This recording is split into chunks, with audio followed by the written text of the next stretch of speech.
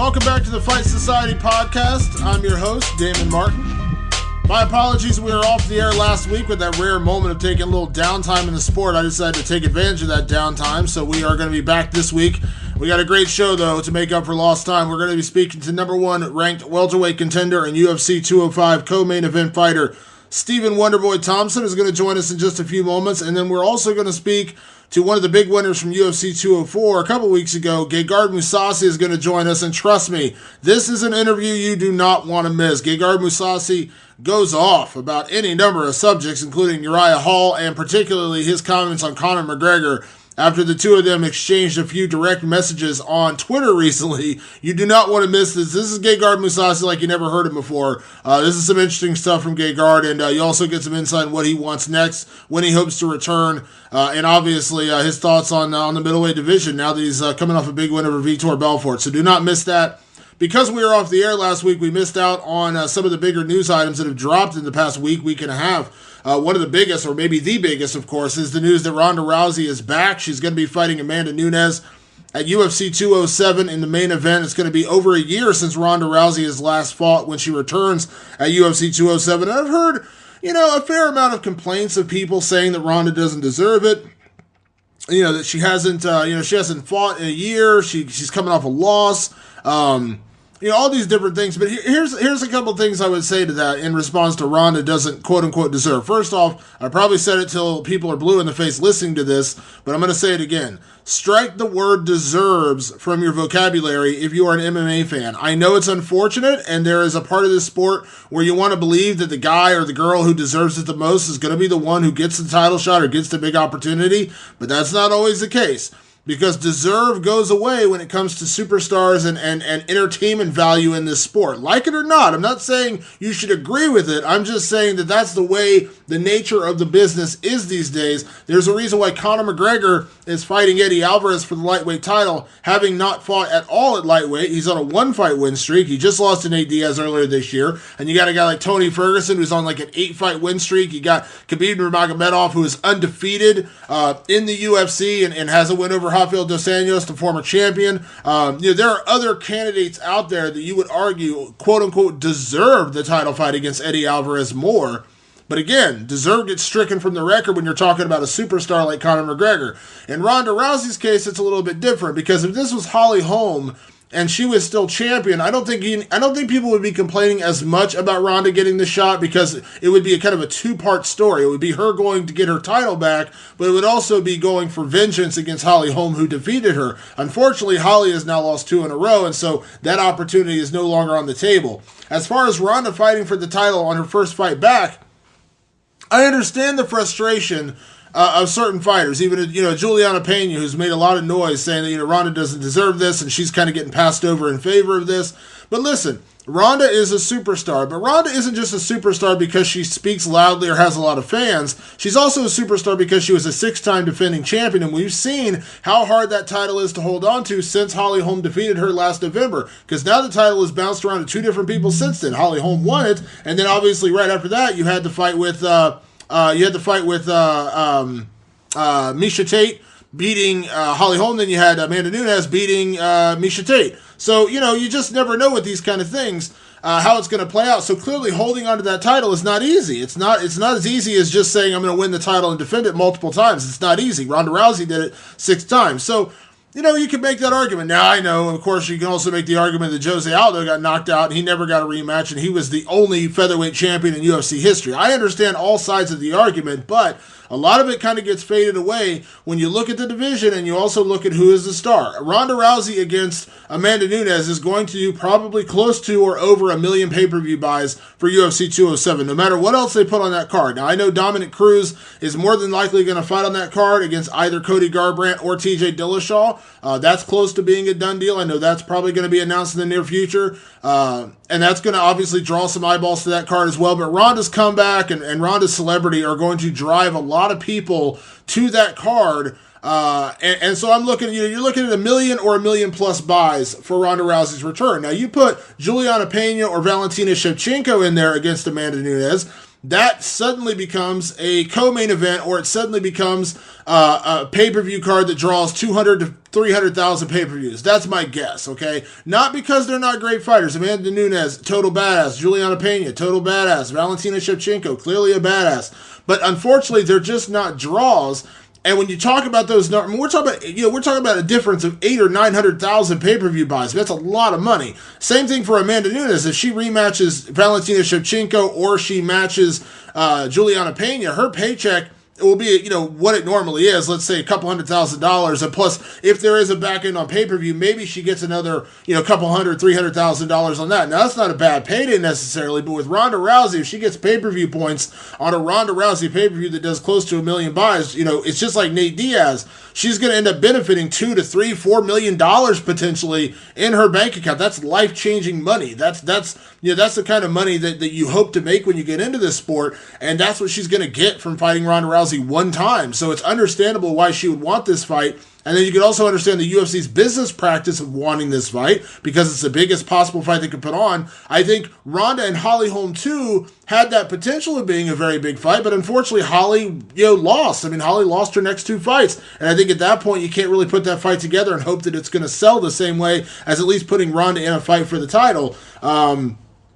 And like I said, Ronda has done a lot for that division, and the only person who really has a legit claim to that top spot, arguably, is Juliana Pena, who has won, I think her first 4 fights in the UFC, plus whatever 2 or 3 fights on the Ultimate Fighter. But Juliana's biggest win is over Kat Zingano in her last fight. And Kat Zingano, who had been out for over a year when she fought her, and, she beat Jessica Ai in a decision. It wasn't the greatest fight in the world. And so as Juliana has climbed higher in the rankings, she has continued to win, but she hasn't been quite as dominant. Now, there's nothing wrong with that, because obviously, the tougher the competition gets, the tougher it is to get a finish. But if you want to make that statement, if you want to kind of separate yourself from the pack, going out there and dominating or finishing or, kind of making that strong statement is what you have to do if you're not already a superstar. You know what I mean? If you've already got that star power, you can be excused a little bit if a fight isn't your best performance or your best night. But showing that killer instinct and showing that ability to go out there and put away other fighters in the top 5 or top 6, that's a strong statement to the UFC that you deserve to be there. So Juliana is the one with the biggest argument, and I would say that she is probably the most quote-unquote deserving fighter to get a title shot right now. Unfortunately, like I said, strike that word from your vocabulary, because when it comes to a fighter of the level of a Ronda Rousey, she's going to get that title shot. Now, here's another case. I'm telling you right now, it's going to piss off a lot of people, but I'm telling you right now, this is probably what's going to end up happening. If Ronda fights and wins and beats Amanda Nunes in December. Now, you could potentially see a Ronda Rousey Juliana Pena fight at that point. Juliana's had a lot to say about Ronda Rousey, and I could see them selling that fight, because those two would definitely clash, and that would be a fun fight. So I could see Juliana getting the title shot at that point. But let's just say hypothetically that happens, okay? Juliana gets the title shot. In the interim, Holly Holm comes back. Let's say she wins her next fight. Holly Holm beats somebody. I don't know who. I'm not going to name names. Maybe she rematches Miesha Tate. Maybe she fights, Raquel Pennington if she gets past Miesha Tate. Whatever. The case may be, Holly comes back, gets 1 fight, 1 win. Now, let's say Ronda beats Juliana, or, Ronda sits out for 6 months after beating Amanda Nunes, and Holly wins in the interim. I'm telling you right now, they will make Ronda Rousey versus Holly Holm 2, whether Holly Holm, quote-unquote, deserves it, because it's the bigger fight. It's the revenge fight. It's the fight that Ronda wants to get back off her record. It's the loss she wants to, extinguish. So that's why I'm saying that things don't always make sense, and they're clearly not always fair. But when you're talking about a sport where, yes, it is a sport, but there is still entertainment value. And I hear the argument all the time of people saying, well, the NFL doesn't do that. In a perfect world, the NFL would have, the Giants play the Cowboys play the Patriots in the Super Bowl, the 2 biggest teams in the league or whatever, because they have the biggest media markets, and it doesn't work that way because there's a tournament. I understand that. But what the NFL doesn't have is they don't have control over those factors. Do you think in a perfect world, Major League Baseball wouldn't like to see the Dodgers and the Yankees in a World Series? I mean, just talk about LA versus New York, the history of that. Or, this year, you're telling me there's some small part of Major League Baseball that's not rooting for the Cubs to get to the World Series because they know that's going to be massively huge. The Cubs being in the World Series against whoever they're in against, most likely Cleveland. You're telling me that's not a bigger storyline if Chicago's in the World Series. Now, they can't control that, but you're telling me that they don't wish they could in a way because they know that's going to be bigger ratings. There's going to be more interest. There's going to be more people tweeting about it.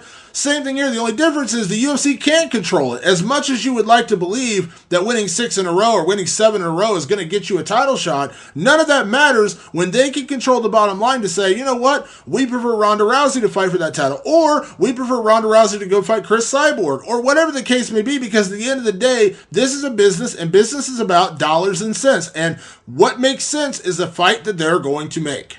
All right.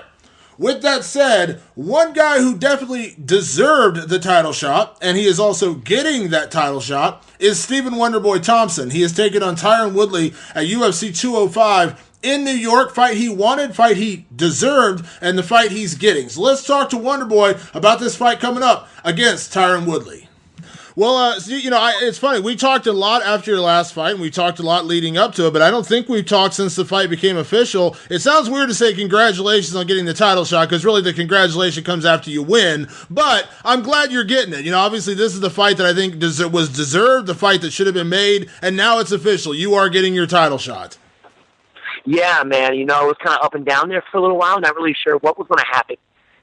Something deep inside knew that it was going to happen, but also on the other side, it's like, he's talking about George St. Pierre, Nick Diaz, and now that, especially after Damon Maia won his last one, what's going to happen there? So, all this stuff was running through me, and it was sort of a relief when it was all said and done, whenever he announced it, on Fox Sports 1. That was like the very first time that I heard it.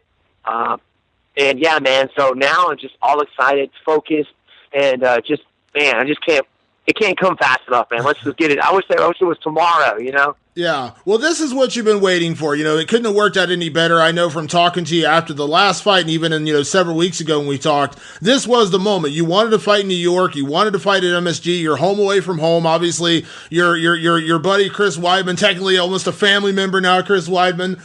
So, all the things worked out. I mean, how it seems like this is, I don't know if you believe in destiny, but it kind of feels like this was kind of like the tailor-made moment for you to fight for the title. Oh, man, definitely, man. And, I kind of felt that way because I knew that Chris Weidman, had to be on that New York card. And this was right after I fought Rory, which is why I said something. I want to fight on in Madison Square Garden for the title. And like you said, it's a dream come true for me for this to happen. We're making history right now. I mean, how cool is it that not only we were fighting in Madison Square Garden, one of the biggest cards probably, in the UFC people are saying, but I'm fighting for the title and with my brother-in-law, basically, Chris Weidman.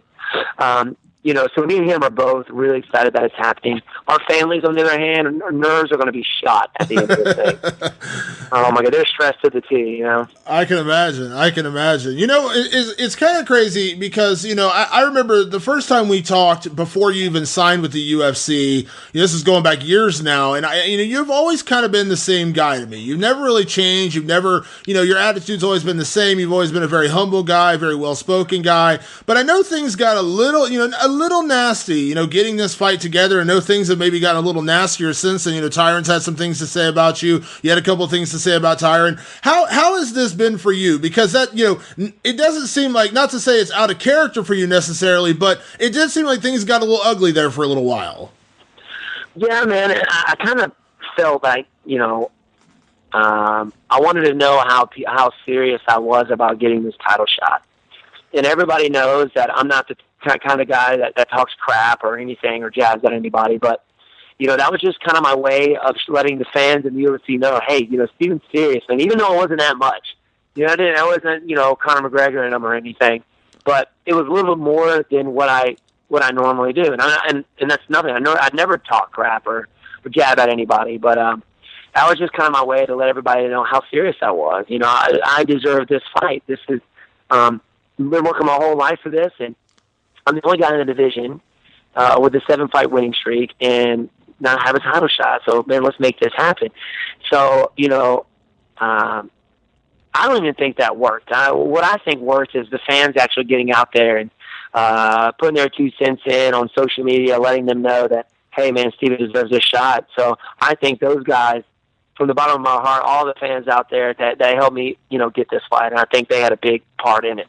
Yeah, I'm curious. Obviously you're on social media, and you've had some back and forth with Tyron after he won the title. You were very respectful towards him. Obviously, gave him a congratulations, and you didn't try to poke at him that night. You kind of let him have his moment, even when he said at that time he wanted to fight GSP or Nick Diaz. You didn't really give him a hard time at that point, but things did get a little. You had to kind of turn it on a little bit to make sure you were going to get this title shot. And now Tyron has said that he feels like he doesn't respect you as a man. I'm not really sure what that means, but he doesn't respect you as a man. Says, now he's fired up, and the first guy he's fighting that he actually wants to go after and really hurt. I mean, when you hear things like that, do you laugh? Do you chuckle? Does it fire you up? Like, what do you think when you hear those kind of things coming out of his mouth?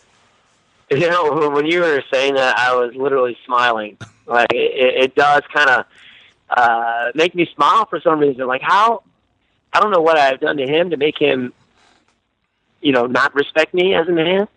And I think it is the fact that he thought I knew about the fight earlier on, a little bit earlier than what I was saying, but which is not true. The only time that I found out that we were fighting was when he announced it on Fox Sports 1. But it doesn't bother me one bit, man. I've been fighting since I was 15 years old, and man, I've had all kinds of things happen to me, and people calling me Wonder Woman, Wonder Bra, Wonder Bread. But man, it does make me chuckle some. I guess that means that I'm kind of getting under their skin a little bit, and sometimes that can give you an advantage. Yeah. Well, I know, throughout your career, you've been known as the man with the most dangerous striking. Everyone had to be aware of when they faced you that you could come at them with any angle, at every angle, with every kind of kick, punch, knee, elbow, whatever. But, you've never been that trash talker. Not to say you're going to start now. Like you said, you're not turning into Conor McGregor. But the fact that you are getting under his skin, the fact that he's acknowledging that, can you use that to your advantage? I got to imagine you can. Oh, definitely, man. Oh, yeah. And you know what? When he goes out there and he has trouble hitting me, that's when it's really going to surface. Right now I am under his skin. He doesn't know what I'm preparing for, or what to expect whenever I get out there. He's looking at my last fight. You can look at every one of my fights. I'm still going to do. You're still not going to know what's coming, and that it frustrates a lot of people, and it gets them doing things that they normally don't do. And that's when I got you. When I can frustrate you, then that's when I got you. And as a Tyron, I'm already under his skin, so I'm ahead of the game right now. I'm curious, at the press conference, UFC 205 press conference, you never know, man. New York and Philly, those are two fans. You got to be, you never know how they're going to react. But, you got a lot of chance. You got Wonderboy chance, which I know that had to feel good. And Tyron got booed, and he didn't like it. You could tell he didn't like it. I kind of equate this to the moment when DC, Daniel Cormier got booed a little bit, kind of, because when you tell the crowd that they're booing you, that's going to make them boo you even louder.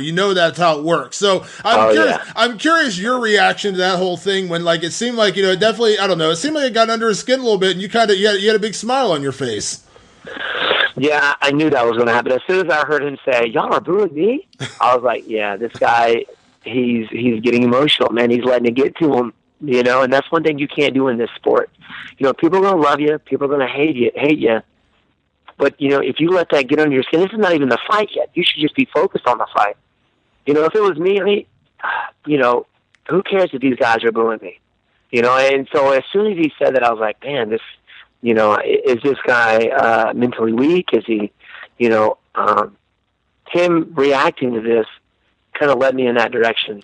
So, thinking that this guy's breaking already, and the fight hasn't even started yet. Yeah. And I could tell whenever we went out and we kind of stood in front of each other, we kind of separated, and he's looking at the crowd. I could tell, going back and watching that, I was like, he's thinking a little too much into this, and we'll see how it'll affect him during the fight. Yeah. So you're thinking a little bit, obviously you're expecting the absolute best, the Incredible Hulk of Tyron Woodley when he comes out there. But in your head, you are thinking to yourself, this guy's breaking a little bit right now mentally. Oh, yeah. Right now, I am.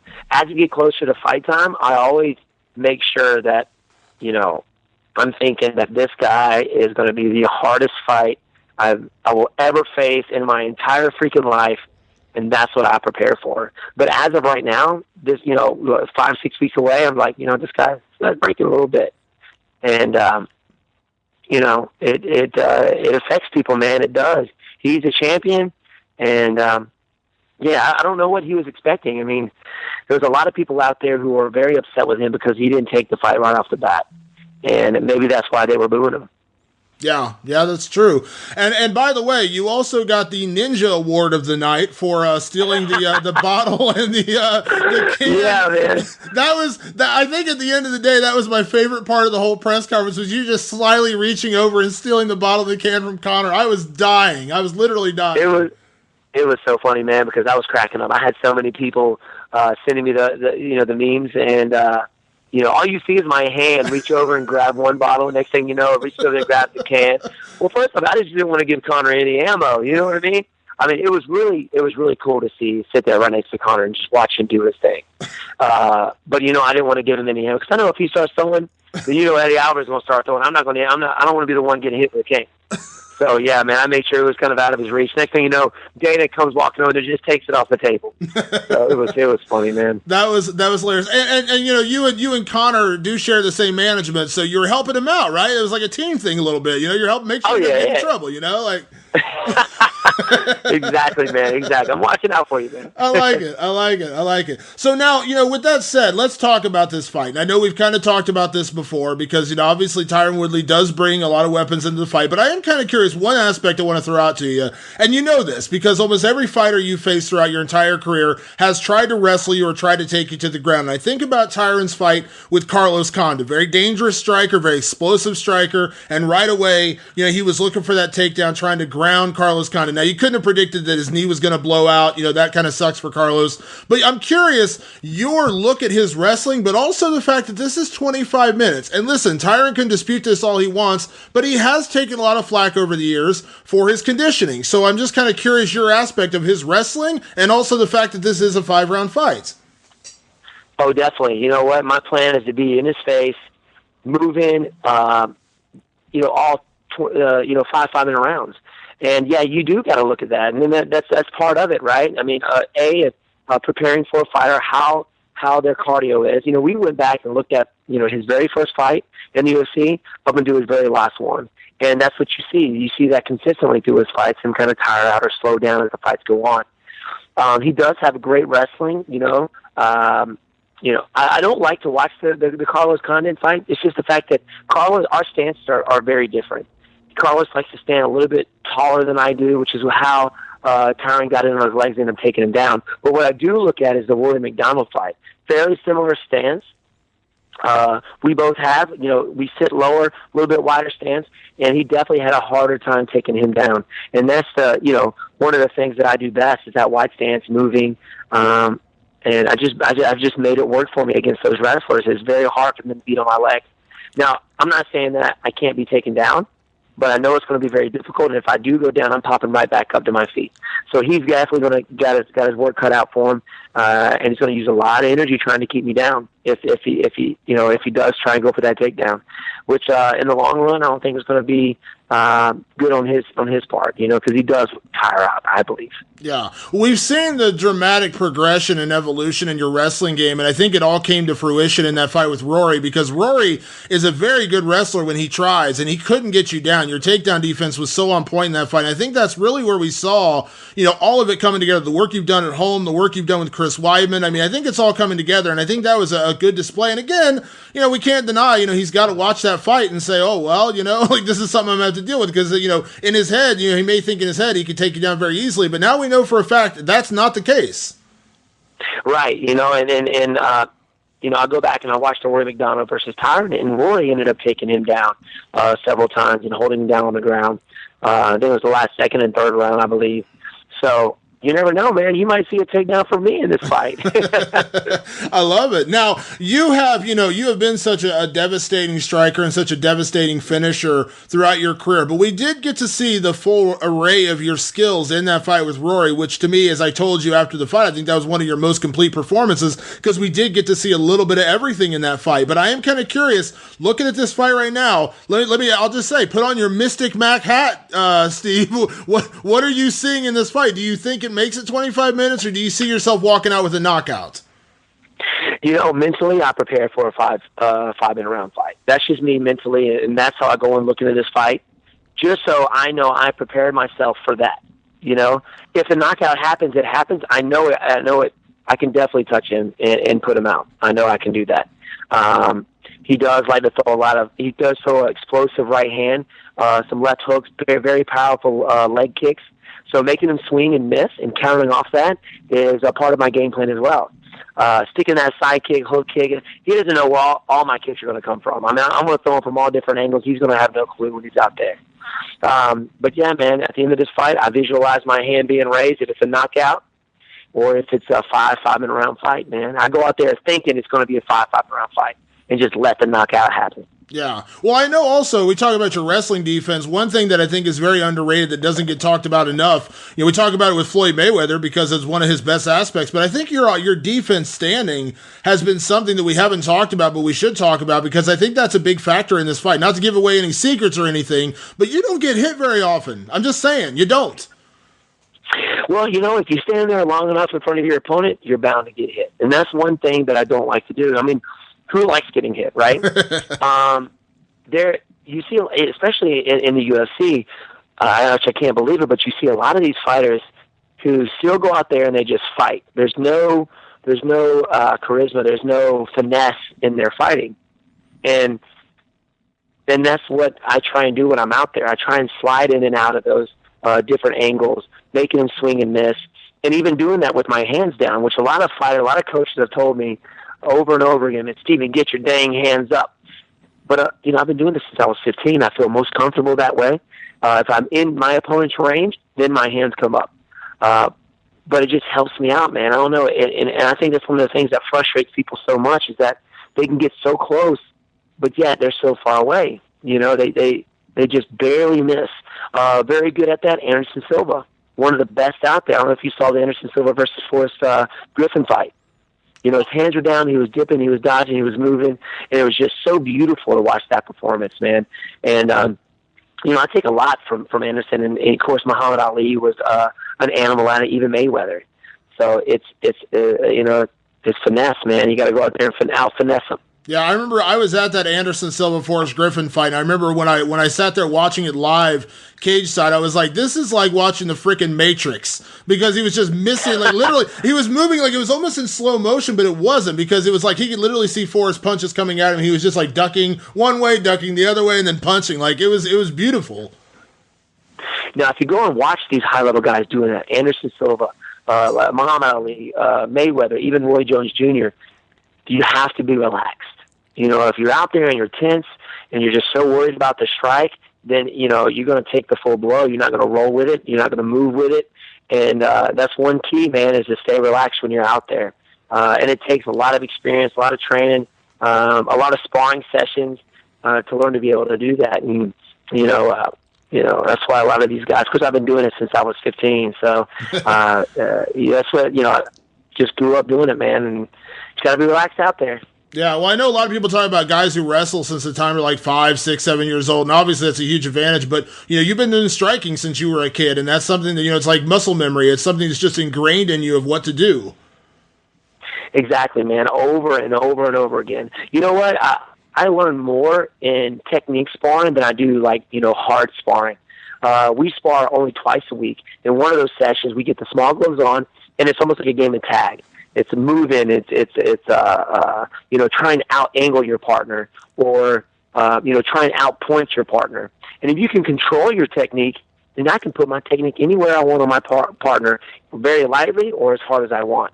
So we're big on that, man. So it's definitely helped me out a lot. Yeah. So now, this is probably a little unfair to ask this question, Steve, but I'm going to ask it anyways. When you go out there, Madison Square Garden, you're going to walk out, you fight Tyron Woodley. Have you started to at least visualize a little bit of that moment when you hear Bruce Buffer say, and new UFC welterweight champion of the world, your hand raised, title belt wrapped around your waist? Like, I know visualization is big for some fighters. Have you started to think, is that something you will visualize ahead of the fight?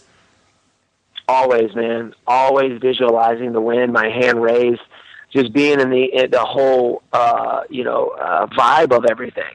It's going to be crazy. And New York is the fans there are so dynamic and so hardcore. That night is just going to be nuts, man. Just hearing the crowd going wild, my hand raised being at the end of the fight at Madison Square Garden. Man, I can't tell you, I'm smiling ear from ear, man. I'm so glad that I'm being a part of this and making history, man. So, yeah, I'm always visualizing. I love it. I know some friends of mine on another podcast brought this up, and I wanted to mention it to you. The idea, everyone knows your favorite, your walkout song, Wonderboy from Tenacious D. I don't know if you knew this or not, but Jack Black, obviously one half of Tenacious D, he's part of the WME roster, the guys who own the UFC now. So if you're wanting a performance from Tenacious D at UFC 205, I just want to throw that out there. It may be possible. Dude, you know how that would top everything off right there. I would never have to fight again in my entire life. If that had happened, if Jack Black was up there singing Wonderboy as I was walking out, oh my goodness, that would top it off right there. So I don't have to get my manager on this, man. We'll have to get this working. I heard about the idea, and I looked it up right away, and I said, man, Jack Black is represented by the guys who own the UFC. I mean, how that couldn't have worked out any better. You know what I'm saying? Oh, yeah, now that I'm knowing that, as soon as I get off this phone, I'm calling my manager. We got to get this happening. Oh, dude, that would be so crazy. Talk about what a moment to walk out with those guys singing Wonderboy. That would be amazing. How sick would that be, man? And I love Jack. I'm a huge fan of Jack Black, He just seems like a really cool guy that you could hang out with. And, that would be just super cool, meeting him and having him walk you or sing that as you walk out, man. That would be it for me. I love it. Well, Steve, man, it's always a pleasure and always an honor to chat with you. I appreciate it. Obviously, safe training the rest of the way. And, man, I cannot wait for I was telling somebody today, I was like, I wish New York was here already. I just want it to be here already. Can't it be here already? I'm right there with you, man. I am right there with you. I'm laying, when I go home, I lay in bed at night, man. That's all I can think about. That is all I can think about. That this is literally happening. I've been working my entire life to get to where I am, and I made it, man. Dreams come true if you work hard enough for them. I love it. So I'm just glad to be a part, and always a pleasure being on with you, man. Always, man. Well, like I said, safe training, safe travels back to New York, man. I look forward to catching up in just a few weeks' time. Sounds good, my friend. You have a good one. All right, talk to you soon, buddy. All right, buddy. Bye-bye. The Fight Society podcast is sponsored by Rocket Mortgage by Quicken Loans. Rocket Mortgage brings the mortgage approval process into the 21st century. Fast, powerful, and completely online, it has taken out all the complicated, time-consuming parts of applying for a mortgage out of the equation. Hate searching through stacks of old files and paperwork? With Rocket Mortgage, you can easily share your bank statements and pay stubs at the touch of a button, helping you get approved in minutes for a custom mortgage solution that's been tailored to your unique financial situation. Even better, with Rocket Mortgage, you can do all of this on your phone or tablet. It's quick, online process that you can manage from the convenience of your couch. If you're looking to refinance your mortgage or buy a home, check out Rocket Mortgage today at quickenloans.com/MMA. Equal housing lender, licensed in all 50 states, NMLSconsumeraccess.org, number 3030. Want to say a big thank you, of course, to Stephen Wonderboy Thompson. Very much looking forward to his fight against Tyron Woodley, UFC 205. That event is creeping up just around the corner. We got another great event coming up November 5th in Mexico City. Rafael Dos Anjos against Tony Ferguson. That is one hell of a lightweight matchup. And then we roll right in to UFC 205. 3 title fights. I mean, it's going to be nuts, and I cannot wait to get to New York City for that one. Before we get to our next guest, Gegard Mousasi is going to join us and talk to us about his fight with Vitor Belfort, as well as his recent beef with Conor McGregor over Twitter. The other big news story that came out this week was George St. Pierre declaring himself a free agent, saying he terminated his contract from the UFC, and the UFC firing right back and saying, not so fast, you're still under contract. It's an interesting situation, and listen, I'm not a lawyer. I'm not going to pretend to be a lawyer. I don't even play a lawyer on TV, but this situation starts to strike similarities, at least a little bit, to what happened a year ago with Quentin Rampage Jackson and Bellator, as well as the UFC. Now, in that situation, Quentin Rampage Jackson terminated his deal with Bellator because he said the terms of the agreement were not met, and so he terminated his deal. He was actually allowed to return to the UFC for one fight, which he won against Fabio Maldonado, but then, obviously, they went back to court, the lawsuit resumed, and then at that point, they came to a new agreement. He signed a new 2-fight deal with Bellator. So, they kind of settled out of court, so to speak. Now, I don't know all the specifics of this. I know that George St. Pierre's manager, or excuse me, his lawyer has said that, they gave them like a 10-day notice to offer him a fight. They offered him a fight against Robbie Lawler. And at that point, George said, well, Robbie Lawler has said he's not fighting right now. And they're not accepting a fight that really isn't going to happen, I guess is the best way to say it. Robbie Lawler's come out and said today that he's healthy and ready to go, and he would have gladly accepted a fight with George St. Pierre. So this is a lot of back and forth, and it obviously turns out to be a lot of legal posturing. Hopefully, cooler heads prevail, and they don't end up in court, and this battle doesn't draw out into a lawsuit between the two parties, because really at that point both sides lose. The UFC will lose, obviously time and money spent on trying to fight for a guy under contract, and they also lose face. They lose face as an organization, saying that they're not allowing their fighter to earn what he believes he's worth. And that kind of a public spat never goes well for you. I mean, it didn't end well, when Bellator was battling with Eddie Alvarez a couple years ago, that didn't give them a good look. Now, did it destroy the organization? Did it tear them down? No, of course not. But it's just never a good public look when you have to go to battle with an athlete over that. Typically speaking, just like in the NFL or Major League Baseball, when a big organization goes after a player, people tend to side with the player, with the athlete, because they're not the megalomaniacal organization that's kind of keeping them down, so to speak. So it's a bad look for the UFC. On the flip side, for George St. Pierre, getting drawn out into a year or potentially 2-year legal battle at 35, I believe he is right now. I mean, listen, every passing day and every passing week that goes by, his comeback becomes less and less likely or less and less interesting, because he's already at 3 years. We are just about to pass the 3-year mark where George St. Pierre last stepped into the octagon. Now listen, George St. Pierre is a tremendous athlete. He's a phenomenal guy who goes in the gym and works hard every day, and I truly do believe that if a guy can come back and return to the form they were before, George St. Pierre is probably that guy. But there's no denying, with each passing day and each passing week, that gets harder to do. If he's out for another year, that's 4 years away. Now, there aren't a lot of guys, girls or otherwise, who could step into any sport 4 years away and be at the top of their game. It's just really, really hard. And for George St. Pierre, he's even in a more difficult position because he is such a superstar. No one is going to get excited to see George St. Pierre take on the number 20 ranked guy as a warm-up fight. Now, maybe that's the fair thing to do because George St. Pierre has been out so long, but that doesn't mean that it's going to happen. If George St. Pierre comes back and he's getting paid $5 or $6 million to fight, he's got to fight a Robbie Lawler. He's got to fight a Tyron Woodley. He's got to fight a Stephen Wonderboy Thompson. He doesn't have the luxury of going out there and getting a warm-up fight. So with each passing day that this continues, this dampens, George St. Pierre's comeback of relevancy. Now,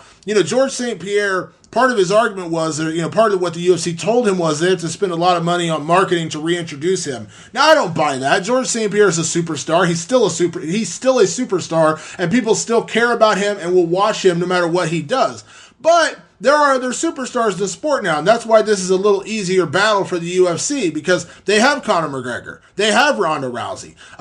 Maybe that's not the case in a year from now. Maybe Ronda retires, and maybe Conor decides to take a year off, whatever the case may be. But they're not dependent on George St. Pierre as much as they maybe once were. Maybe in 2014, right after George St. Pierre left, and they didn't have a bona fide superstar at that moment, maybe it hurt a little bit more. But in his absence, other people have stepped up and taken that role and gone even further and beyond that, because Conor McGregor is the biggest star in our sport and probably the biggest star of all time at this point, and Ronda Rousey is not far behind him. If she comes back in December and pulls off 1 million pay-per-view buys, then she's right there neck and neck with Conor, close to that anyways, with her, total revenue of pay-per-views for the past couple of years. So George St. Pierre's battle really comes down to what the negotiation, what each side is willing to concede. That's what a negotiation really comes down to. Now, if this ends up in court, it could draw out for years. I mean, lawsuits typically don't end in 6 months. They typically go on for a year and a half. And like I said, with each passing day, it's harder for George to come back. What I hope happens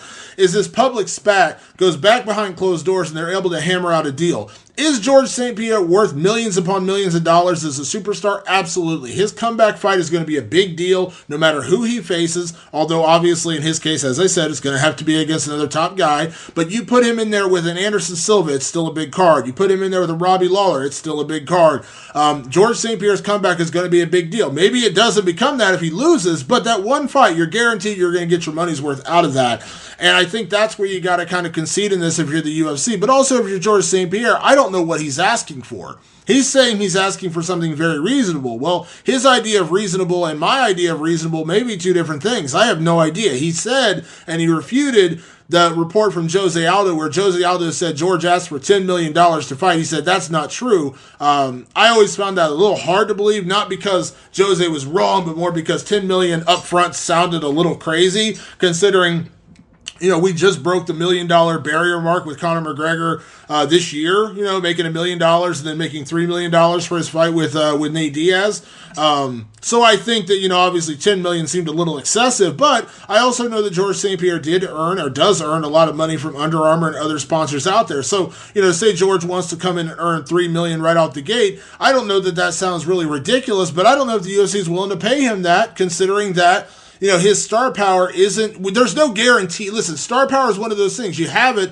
and when you come back, you hope it's still there, but you can't guarantee that. And I understand you got to hedge your bets a little bit. Do I think George St. Pierre coming back against Robbie Lawler or against Tyron Woodley or against Anderson Silva would still do great numbers? Absolutely. You could still be talking about 750 to 900,000 pay-per-view buys easy, and then, depending on the card or the backup or however things come together, you could be talking about $1 million, and that's a lot of money. And that's, Conor McGregor money, that's Ronda Rousey money, and that's where George St. Pierre is worth. That's his value. But again, you can't guarantee that. Maybe the world has moved on. Maybe a lot of people have forgotten about GSP. I don't think so. Judging by anytime I read a story about the guy and anytime I see people, engaged on it on Twitter and the numbers I see on the articles I write about him, I would say he's still very relevant. But people clicking on an article or retweeting my story is a lot different than people plumping down $49.99 or $59.99 for a pay-per-view. So I don't know. How does this play out? How does it end? I wish I knew.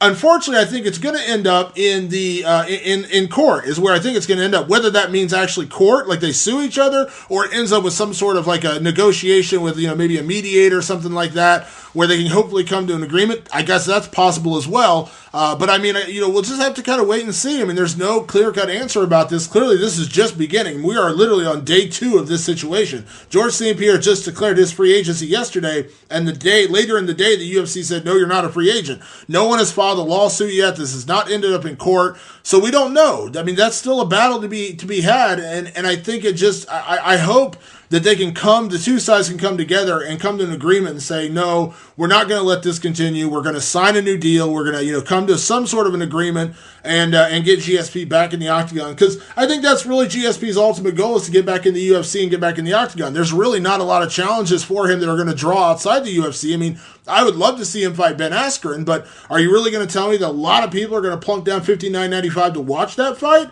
Maybe on free TV people would watch, but George St. Pierre is a pay-per-view fighter. I mean, he's in a difficult situation because he's a superstar and he would draw a lot of ratings, but he's not a ratings guy. He's a pay-per-view guy. He's always made his money on pay-per-view. Now that pay-per-view money is gone.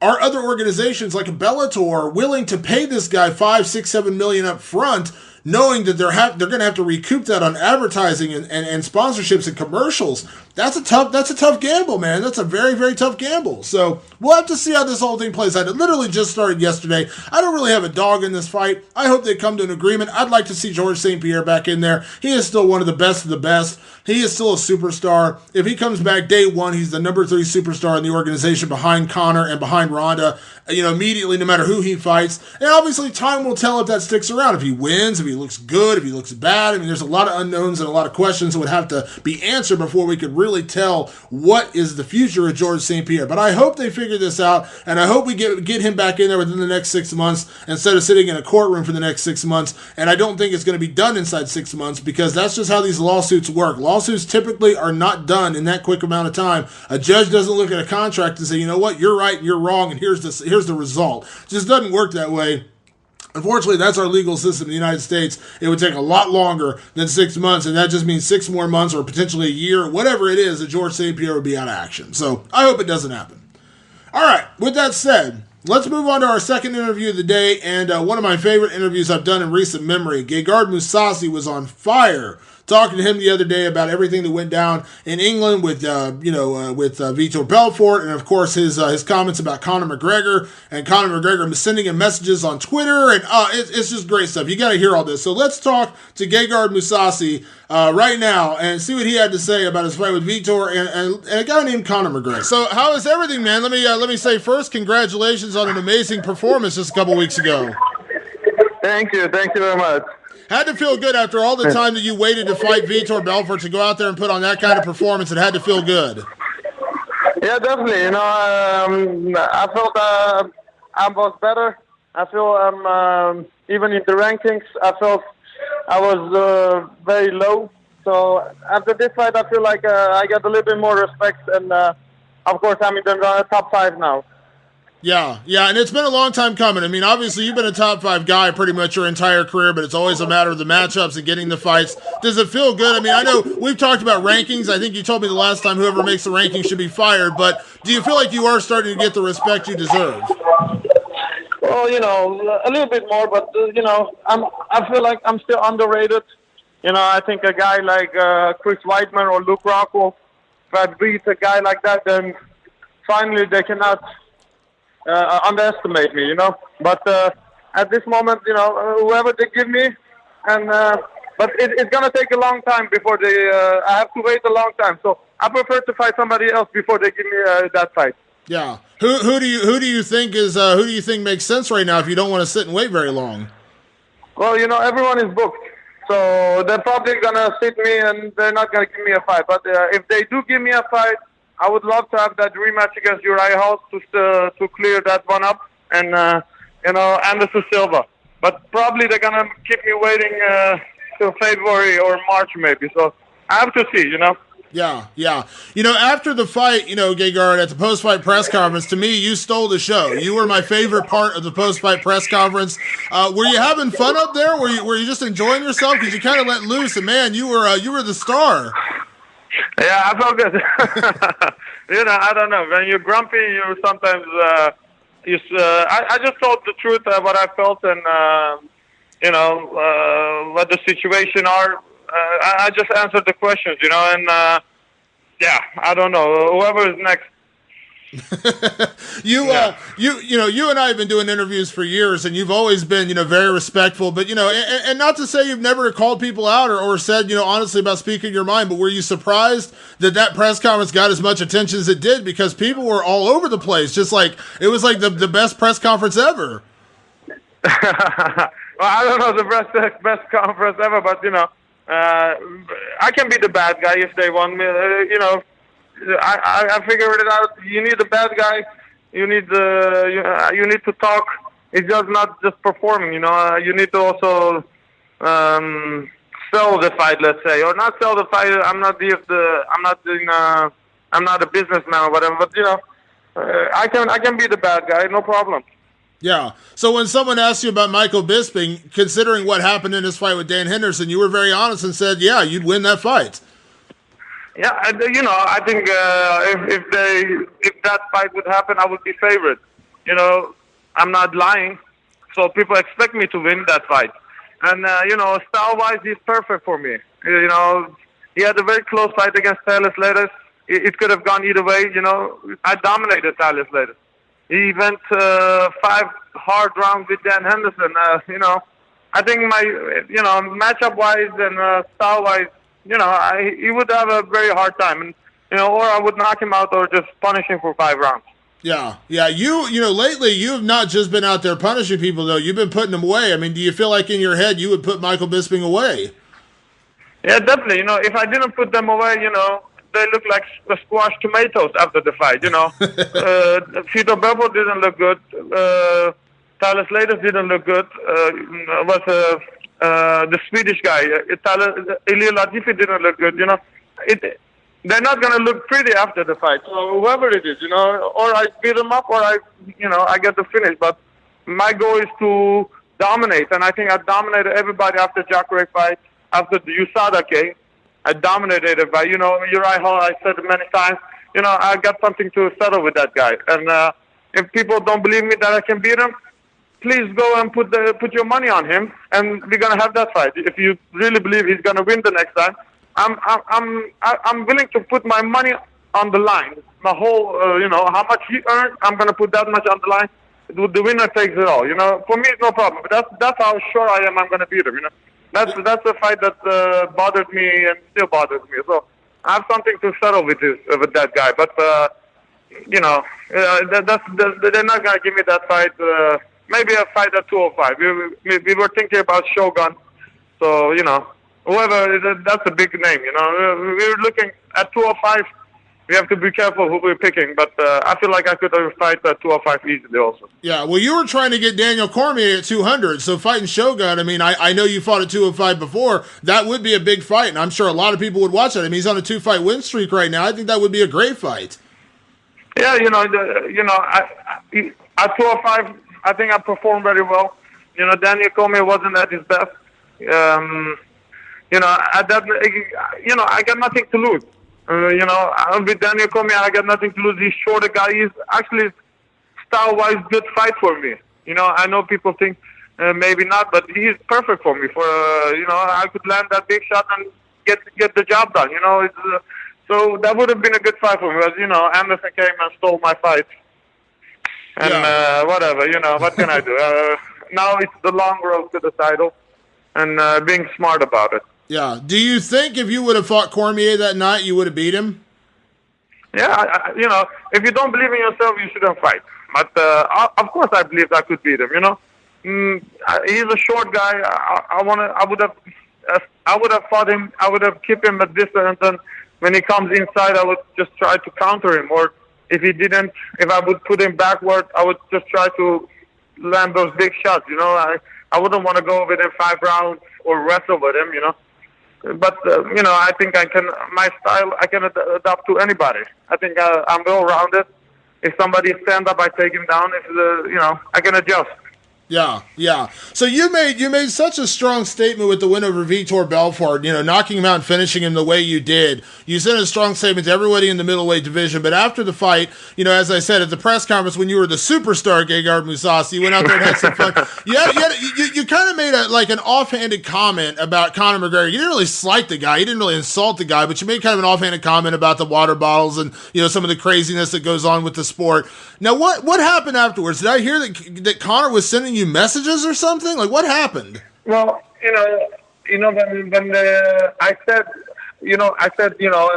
Conor copied Mayweather. I have, all the money talk. That's Mayweather. He just copied it. But anyway, I said people don't know who's the real fighter or not. That's when I'm talking, I'm not thinking a lot. I'm just blurring things out. Of course, he's a good fighter. So I think his butt was hurt. And he sent me some message.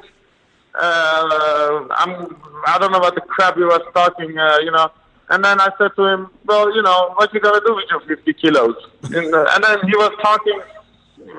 He was being smart, or I don't know what the fuck he was thinking. He was riding a knife. He's lighter than a pound and can cut ear to ear. I don't know. Maybe he was saying weight doesn't matter. I can still beat you, but. That's retarded. If you want to fight, just say, next time I fight you. Don't come and be philosophical about it, I don't know what the fuck he's talking about. The guy has too much time. Were you surprised? Obviously, Twitter is what it is, but were you surprised when you got direct messages from him? Yeah, because, the guy says a lot of things about everybody. But when somebody says something about him, he's a crybaby. What the fuck? I think the fame got this to his head. This guy, if you put a tiger and a gorilla and your name on your chest and belly, you're retarded. Come on. That's not a normal behavior. So the guy is full of himself. He can go fuck himself. This is such a loaded question, Gegard, because I know the answer, but I'm going to ask it anyways. If Conor McGregor ever tried to challenge you, how bad would that fight go for him? Listen, everyone knows that he wasn't able to beat Nate Diaz at 170. What he's gonna, or whatever they fought. Now he wants to fight 185. What can I say? If Mike Tyson talks big, that's an intimidating guy. But when you have Conor McGregor as a ginger, I don't know what the fuck he is, but with that height and that weight class, he talks like he's the big heavyweight. I don't know. He's put some tiger tattoos on your belly and he's confident. I don't know what the fuck he's thinking. Yeah, I don't. I think what Conor does for the sport is not a bad thing. I think Conor's great for the sport, but obviously there are weight classes and things like that for a reason. I mean, like it's okay to promote that, but you overdo it, and he doesn't have any class. What can I say? Yeah. The guy has no class. You can sell a fight, no problem, but he's overdoing it. He would do anything for a little bit of money. Probably he's a prostitute. I don't know what the fuck he is. But, it doesn't work like that. He can have a big mouth. But I bet when he's man-to-man alone, he's not going to talk to me like that. But, of course, Twitter and, I don't know what the fuck he's thinking. Well, let me shift gears before I get you out of here, Gegard. I mean, obviously, as you said, you want to fight. So, I mean, you said you want to fight soon. You said they probably won't give you a fight till February or March of next year. But if you had in a perfect world, how soon would you like to fight again? December, because now I'm eating potatoes and fries. I'm gonna get chubby.